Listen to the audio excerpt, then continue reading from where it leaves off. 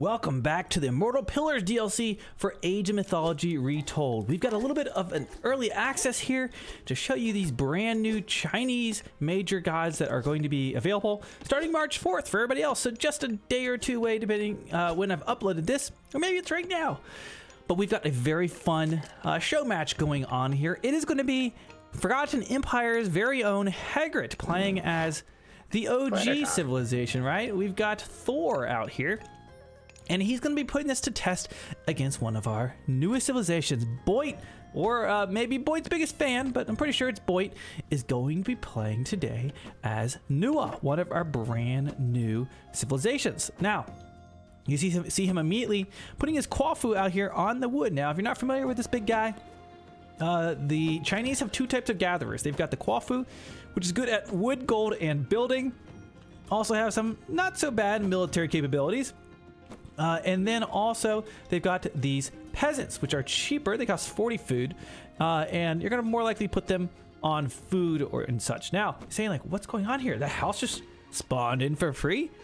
Well, for each of the Chinese gods, they have different bonuses on their favored land. You might be wondering, okay, well, what is favored land? Well, favored land is the area around their town. So see this glowing gold? Each civ's got a different bonus on this. For Nuwa, the bonus is that your foundations will then build themselves. So you set down the temple and it builds on its own, which is a pretty crazy ability. Now it's got to be within this favored land, and you can expand this by building out some more buildings out here, connecting them to this kind of grid. But pretty cool ability we're seeing in action right now. Now, the first god power available for Nuwa is going to be creation. You target a location to create a number of clay peasants that last. So you basically get some free villagers. They spawn more peasants in later ages. So they last for a couple minutes. We'll see that soon. It doesn't look like he's used it yet. Now, I uploaded a really fun video, if you guys didn't check it out. It was between Hagrit and it was Joey Bads, and he did this crazy invisible villager rush, which was just super funny. Go check that out if you haven't seen it.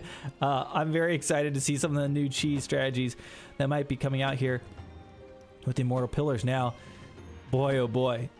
It does look like perhaps Boit's going to be going for some kind of forward base of his own. He trained the hero Quafu. So you see that guy coming out right now. And it looks like he's going to be building a forward base. He's using his Pioneer to scout. Going up here. Now, Thor, very good civilization, we know. Been dominant for a long time. Obviously, Hagrit's got a lot of experience with them. Let's see what he's able to do. Pioneers coming in here. They're a ranged hero. Getting a few shots. It's just transition, but able to do enough to bump some of these dwarves off of gold. And this Quafu's coming out, throws a rock. Look at that ranged attack. Yeah, you gotta watch out for that guy. So I think we'll see a forward base being set down. Oh, he's got a house here. Okay, so he doesn't want to get housed. Okay, he's got eyes on the gold now. And here comes a military camp. Look how quickly he's able to build out the Quafu. This is not sped up, ladies and gentlemen. This is a forward base right on his opponent's gold. That's gonna be super, super annoying. So now he's got his military camp. This can be upgraded to have a tower. We'll see if he goes for this. But you can upgrade this to actually have a tower. Using that lantern to scout, that comes from this Pioneer.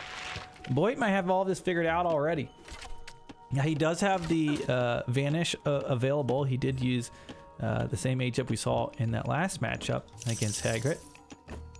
Here's his myth unit. He's got a just chilling in the base. Okay, so what's he training up here? Could be a machine workshop. So he's got a military camp. He's got a machine workshop. Boy, oh boy, I don't know how I feel about this. It seems very hard to stop this from happening. They build just so quickly before you can get anything out to really prevent it. So he's gonna be harassing right away. Here comes his lantern. He's gonna be doing some scouting with them. Looks like he's training some fire archers with his machine workshop. In his military camp, going to be training up some of these Dao swordsmen. So this is where you get your infantry, your foot soldiers for the Chinese. This is where you get your fire archers, your Chokanu, which is like a crossbow-like unit, and then some of your siege units. And you see these fire archers actually fairly decent at working on buildings. They actually get a ×3 multiplier against buildings. So He's starting to work on that armory. He uses invisibility. So look at this. He's got invisible units. Could go for some kind of crazy sneak attack with these. How long are they invisible? Looks like another 20 seconds. So about 30 seconds they get invisibility. He knows it's been used.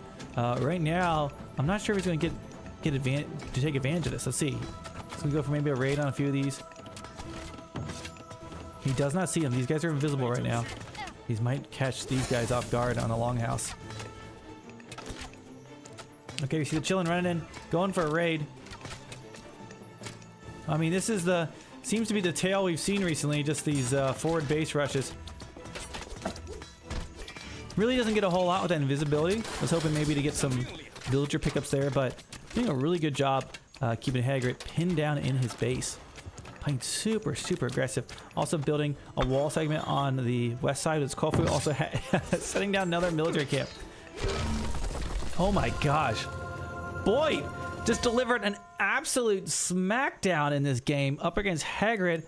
Boy, oh boy, holy cow. I guess this is the second time we've now seen it. The rush with the Kofu, making the forward base right on their gold. I mean, it was unfortunate for his opponent. His gold was forward, but just using that paired up with getting some of his fire archers out, getting a few Dao swordsmen, and that was GG.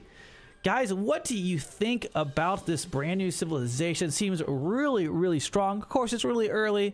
We'll have to see, you know, what the strengths, what the weaknesses, what to exploit them. But let me know what crazy strategies maybe you're cooking up as you've been thinking about digging into Nuwa for the very first time. Guys, I hope you enjoyed this casted game of Age of Mythology. If you did, subscribe to the stream. Leave me a comment down below. I'm going to have Age of Mythology casted games coming at you, some guides, and all that jazz. Thank you so much for watching, and I will see you in the next one.